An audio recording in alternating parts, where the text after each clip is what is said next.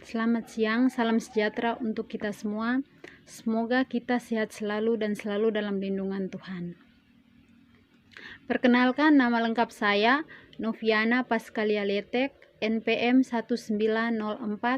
190401040028. Video kali ini bertujuan untuk memenuhi tugas mata kuliah Ilmu Kewarganegaraan yang diampuh oleh Bapak Ludovicus Bomanswadu.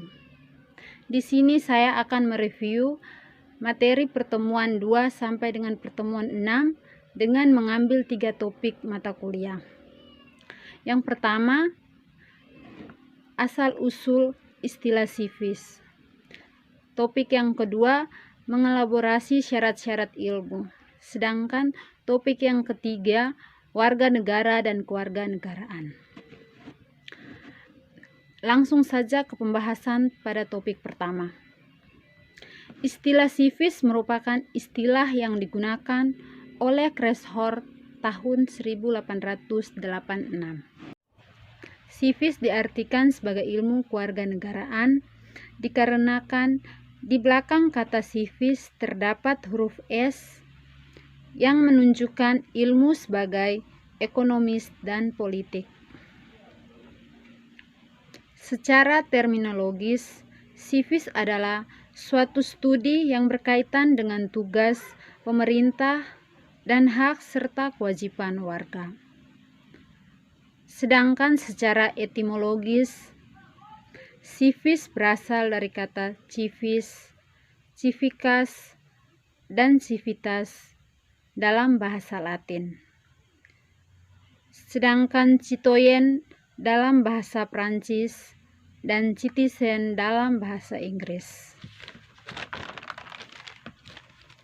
yang berarti anggota suatu masyarakat atau warga negara. Citizenship pada umumnya diterjemahkan dengan kewarganegaraan. Citizenship, a set of characteristics of being citizen.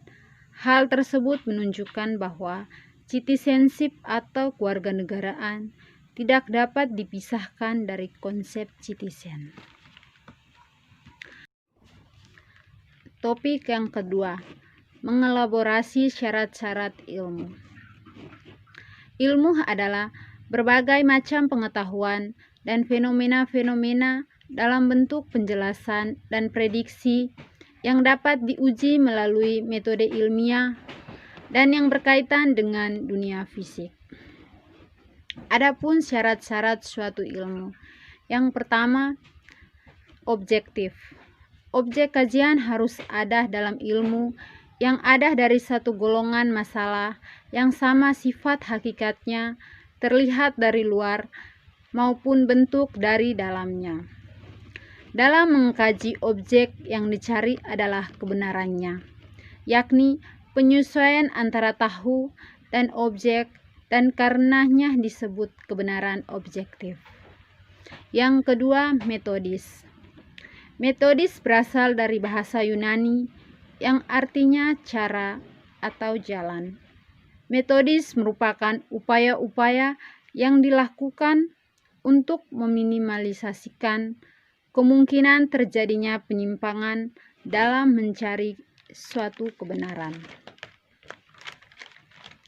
Yang ketiga, sistematis. Sistematis untuk mengetahui dan menjelaskan suatu objek. Suatu ilmu harus bersifat sistematis. Artinya, mempunyai keteraturan dalam dirinya sehingga membentuk suatu sistem yang utuh sehingga dapat menjelaskan hal-hal yang menyangkut objek kajiannya. Yang terakhir, universal. Kebenaran yang hendak dicapai adalah kebenaran universal yang bersifat umum. Oleh sebab itu, agar mencapai tingkat universal, di dalam ilmu sosial harus ada konteks. Sekarang topik yang terakhir, warga negara dan kewarganegaraan. Pengertian warga negara menurut Aristoteles. Yang disebut warga negara adalah orang-orang yang secara aktif ikut mengambil bagian dalam kegiatan hidup bersama, yaitu orang yang bisa berperan sebagai yang memerintah. Sedangkan dalam konteks Indonesia, istilah warga negara sesuai dengan Undang-Undang 1945 Pasal 26 dimaksudkan untuk bangsa Indonesia asli dan bangsa lain yang disahkan undang-undang sebagai warga negara. Dalam penjelasan Undang-Undang 1945 Pasal 26 dinyatakan bahwa orang-orang bangsa lain, misalkan orang peranakan Belanda, peranakan Cina, peranakan Arab, dan lain-lain yang bertempat tinggal di Indonesia, mengakui Indonesia sebagai tanah airnya, dan bersikap setia kepada negara Republik Indonesia dan dapat menjadi warga negara. Yang terakhir, kita ke pengertian kewarganegaraan. Kewarganegaraan ialah bagian dari konsep kewargaan. Dalam bahasa Inggris ialah citizenship. Di dalam pengertian tersebut, sebagai warga kota atau warga kabupaten, dikarenakan kedua juga merupakan suatuan politik. Kewarganegaraan bisa dikatakan keikutsertaan seseorang menjadi satu anggota dalam sebuah kendali lingkup politik tertentu. Dalam hal ini, negara merupakan definisi dari kewarganegaraan.